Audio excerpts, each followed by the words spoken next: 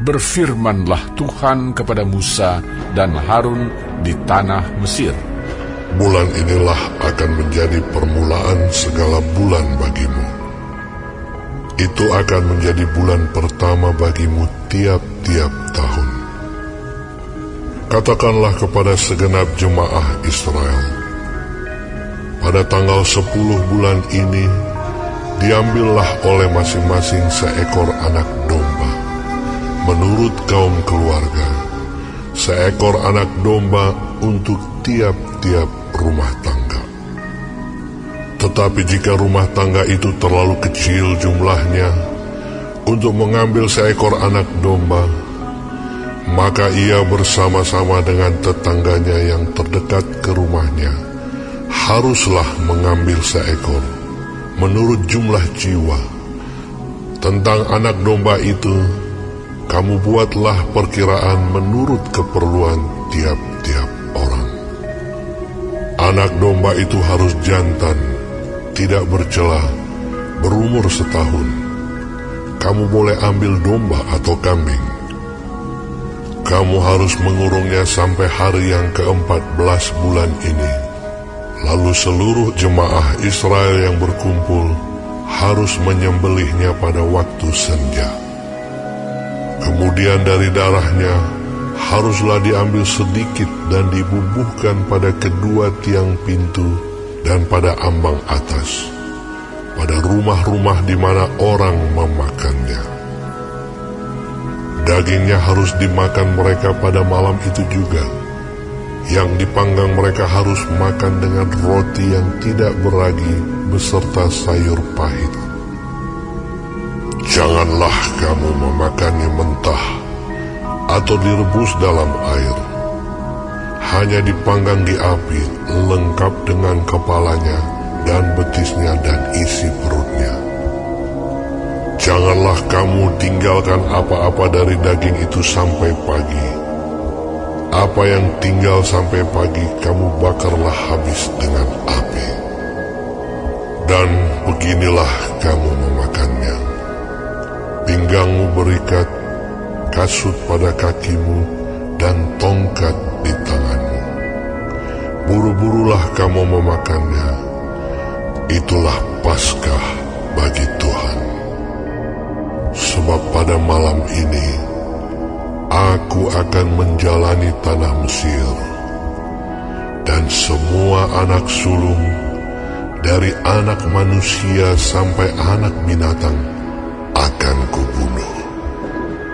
Dan kepada semua allah di Mesir akan kujatuhkan hukuman.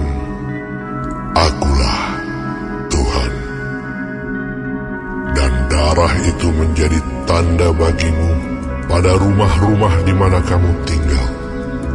Apabila aku melihat darah itu, maka aku akan lewat daripada kamu.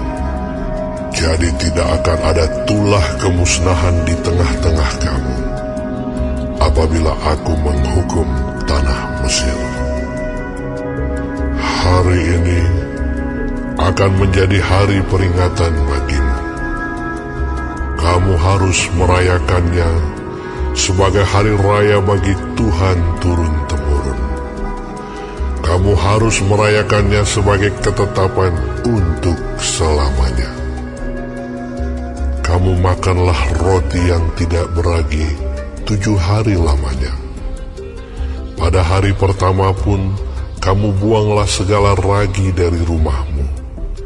Sebab setiap orang yang makan sesuatu yang beragi, dari hari pertama sampai hari ke-7, orang itu harus dilenyapkan dari antara Israel. Kamu adakanlah pertemuan yang kudus, baik pada hari yang pertama maupun pada hari yang ke-7. Pada hari-hari itu tidak boleh dilakukan pekerjaan apapun. Hanya apa yang perlu dimakan setiap orang, itu sajalah yang boleh kamu sediakan. Jadi kamu harus tetap merayakan hari raya makan roti yang tidak beragi. Sebab tepat pada hari ini juga, Aku membawa pasukan-pasukanmu keluar dari tanah Mesir. Maka haruslah kamu rayakan hari ini turun-temurun. Itulah suatu ketetapan untuk selamanya. Dalam bulan pertama, pada hari yang ke-14 bulan itu pada waktu petang, kamu makanlah roti yang tidak beragi.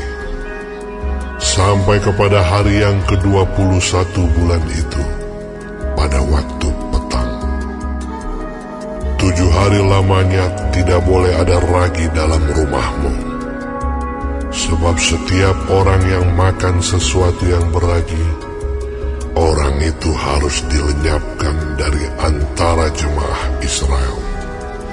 Baik ia orang asing, baik ia orang asli.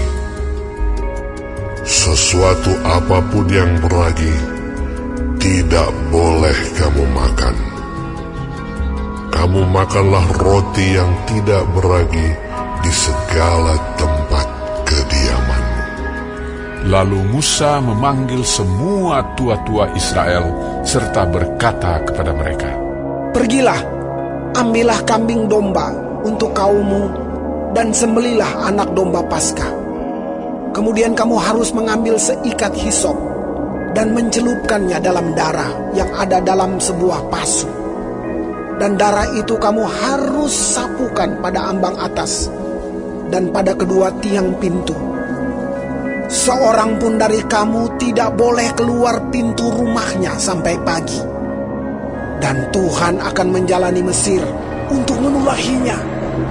Apabila ia melihat darah pada ambang atas dan pada kedua tiang pintu itu, maka Tuhan akan melewati pintu itu dan tidak membiarkan pemusnah masuk ke dalam rumahmu untuk menulahi. Kamu harus memegang ini sebagai ketetapan sampai selama-lamanya bagimu dan bagi anak-anakmu. Dan apabila kamu tiba di negeri yang akan diberikan Tuhan kepadamu, seperti yang difirmankannya, maka kamu harus pelihara ibadah ini. Dan apabila anak-anakmu berkata kepadamu, apakah artinya ibadahmu ini? Maka haruslah kamu berkata, itulah korban Paskah bagi Tuhan yang melewati rumah-rumah orang Israel di Mesir, ketika ia menulahi orang Mesir, tetapi menyelamatkan rumah-rumah kita. Lalu berlututlah bangsa itu dan sujud menyembah. Pergilah orang Israel lalu berbuat demikian seperti yang diperintahkan Tuhan kepada Musa dan Harun. Demikianlah diperbuat mereka. Maka pada tengah malam Tuhan membunuh tiap-tiap anak sulung di tanah Mesir, dari anak sulung Firaun yang duduk di tahtanya sampai kepada anak sulung orang tawanan yang ada dalam liang tutupan, beserta segala anak sulung hewan. Lalu bangunlah Firaun pada malam itu bersama-sama semua pegawainya dan semua orang Mesir.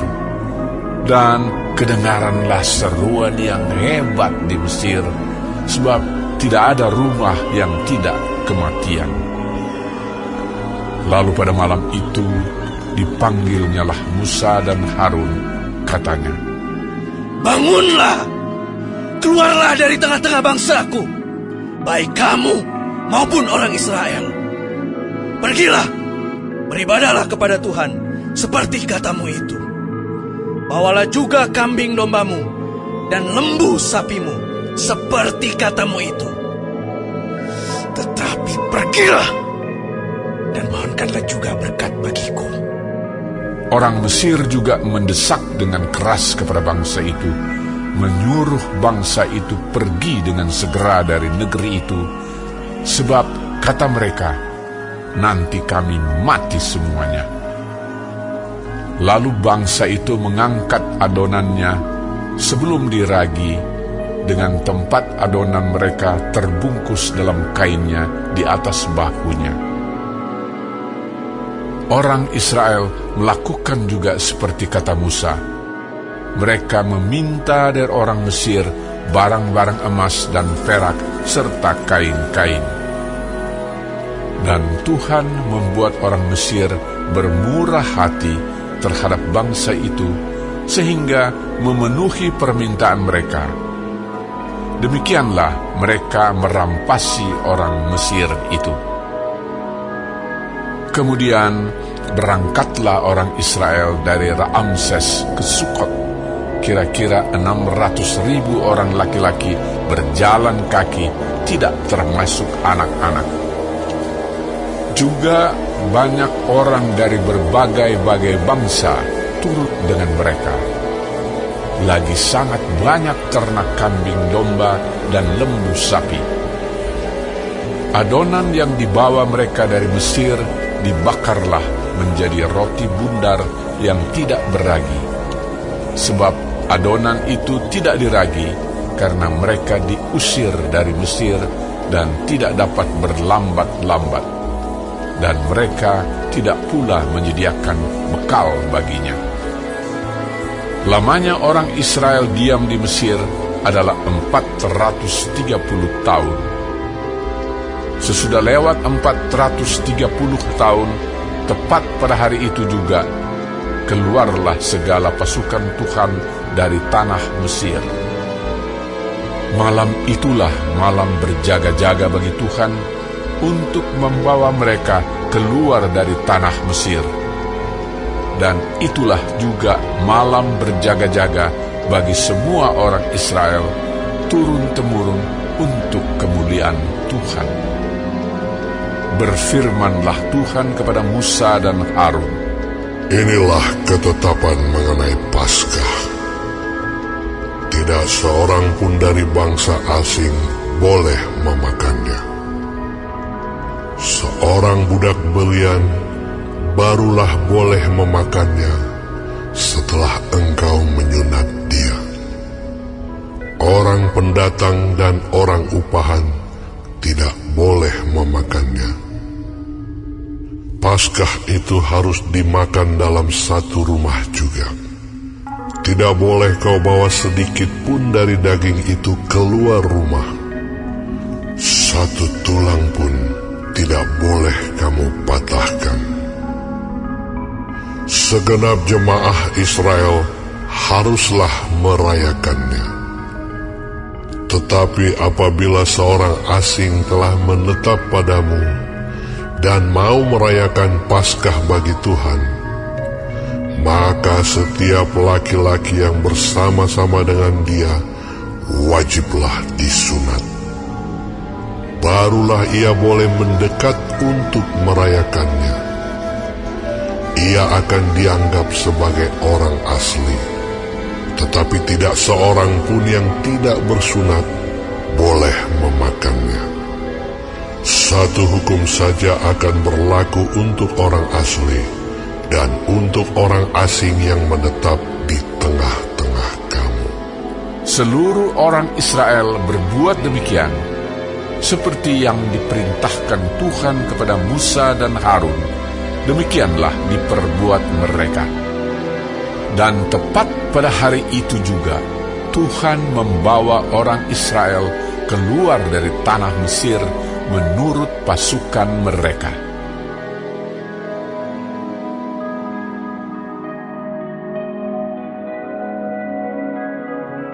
Berfirmanlah Tuhan kepada Musa, Kuduskanlah bagiku semua anak sulung, semua yang lahir terdahulu dari kandungan pada orang Israel, baik pada manusia maupun pada hewan. Akulah yang empunya mereka. Lalu berkatalah Musa kepada bangsa itu, Peringatilah hari ini, sebab pada hari ini kamu keluar dari Mesir, dari rumah perbudakan. Karena dengan kekuatan tangannya Tuhan telah membawa kamu keluar dari sana. Sebab itu tidak boleh dimakan sesuatu pun yang beragi. Hari ini kamu keluar dalam bulan Abib. Apabila Tuhan telah membawa engkau ke negeri orang Kanaan, orang Het, orang Amori, orang Hewi, dan orang Yebus, negeri yang telah dijanjikannya dengan sumpah kepada nenek moyangmu untuk memberikannya kepadamu, suatu negeri yang berlimpah-limpah susu dan madunya, maka engkau harus melakukan ibadah ini dalam bulan ini juga. Makanlah roti yang tidak beragi 7 hari lamanya, dan pada hari yang ke-7 akan diadakan hari raya bagi Tuhan. Roti yang tidak beragi haruslah dimakan selama 7 hari itu. Sesuatu pun yang beragi tidak boleh dilihat padamu.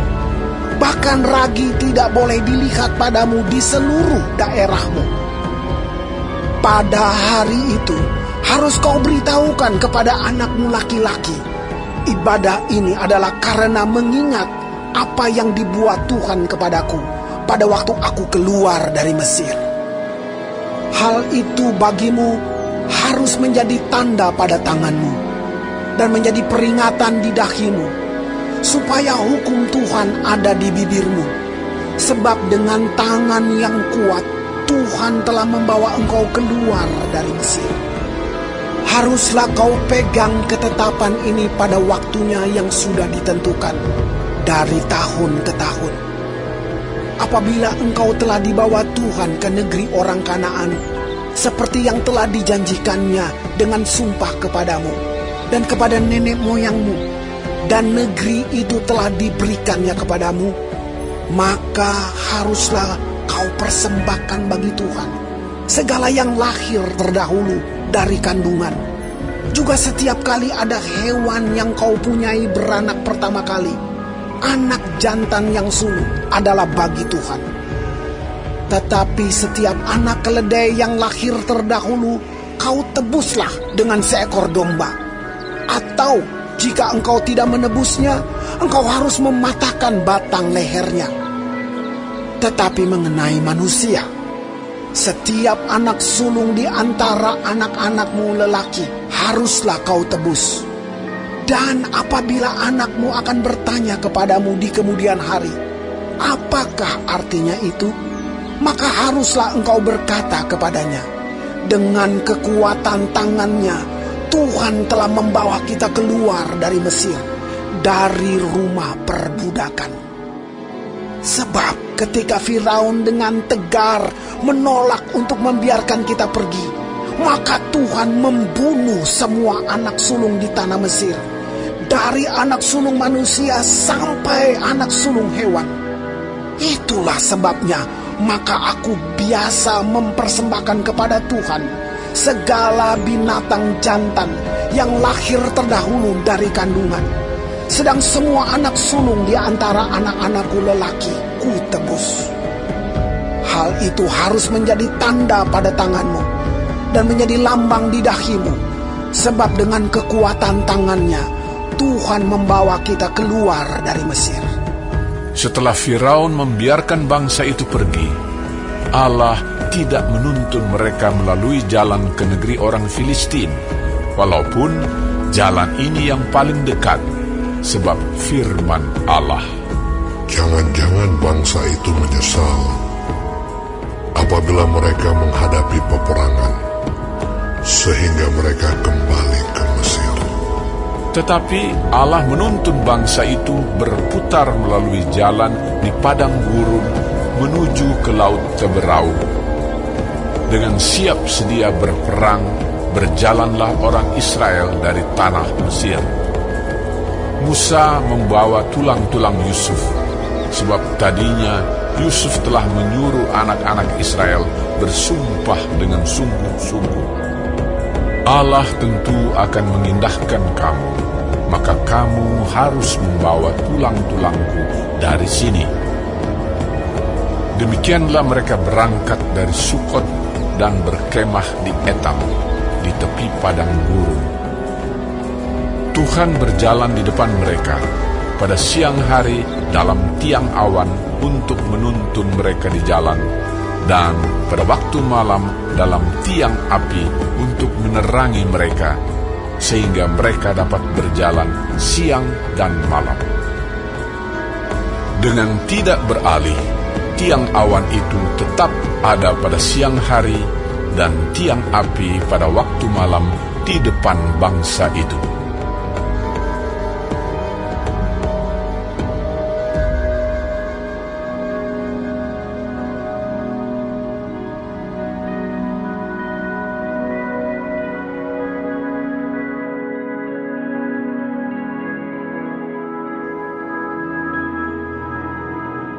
Untuk pemimpin biduan, Mazmur Daud.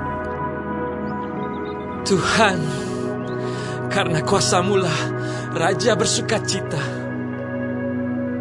Betapa besar kegirangannya karena kemenangan yang daripada-Mu. Apa yang menjadi keinginan hatinya telah Kau karuniakan kepadanya, dan permintaan bibirnya tidak Kau tolak. Selah. Sebab Engkau menyambut dia dengan berkat melimpah.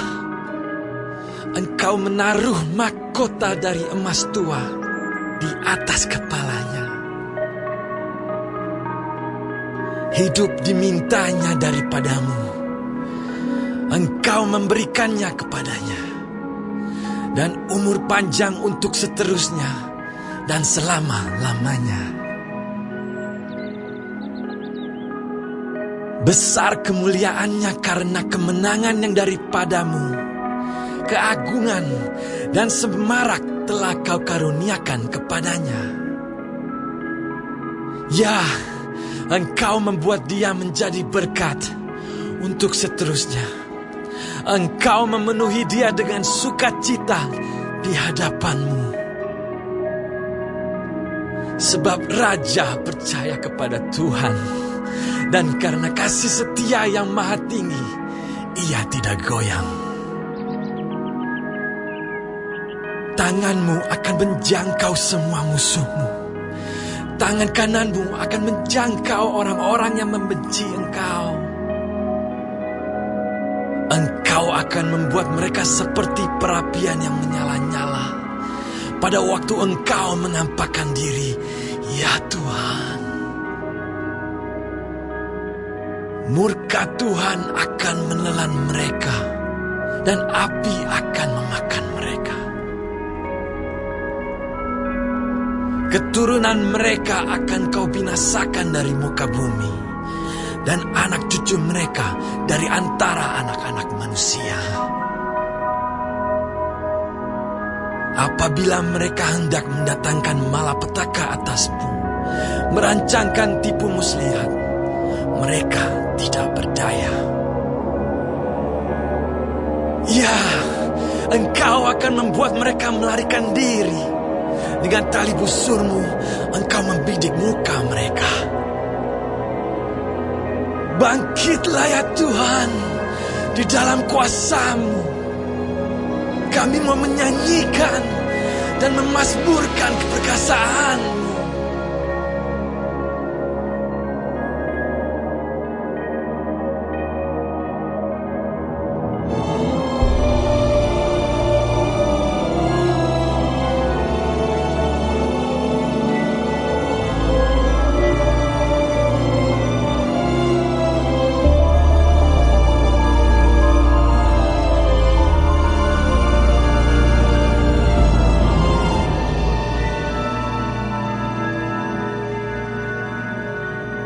Kitab Kisah Para Rasul. Hai Theophilus, dalam bukuku yang pertama aku menulis tentang segala sesuatu yang dikerjakan dan diajarkan Yesus sampai pada hari ia terangkat. Sebelum itu ia telah memberi perintahnya oleh Roh Kudus kepada rasul-rasul yang dipilihnya. Kepada mereka ia menunjukkan dirinya setelah penderitaannya selesai, dan dengan banyak tanda ia membuktikan bahwa ia hidup. Sebab selama 40 hari ia berulang-ulang menampakkan diri dan berbicara kepada mereka tentang kerajaan Allah. Pada suatu hari ketika ia makan bersama-sama dengan mereka, ia melarang mereka meninggalkan Yerusalem dan menyuruh mereka tinggal di situ menantikan janji Bapa. Yang demikian katanya, Telah kamu dengar daripadaku. Sebab Yohanes membaptis dengan air, tetapi tidak lama lagi kamu akan dibaptis dengan Roh Kudus.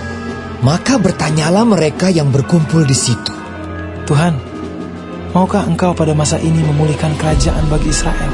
Jawabnya, Engkau tidak perlu mengetahui masa dan waktu yang ditetapkan Bapa sendiri menurut kuasanya.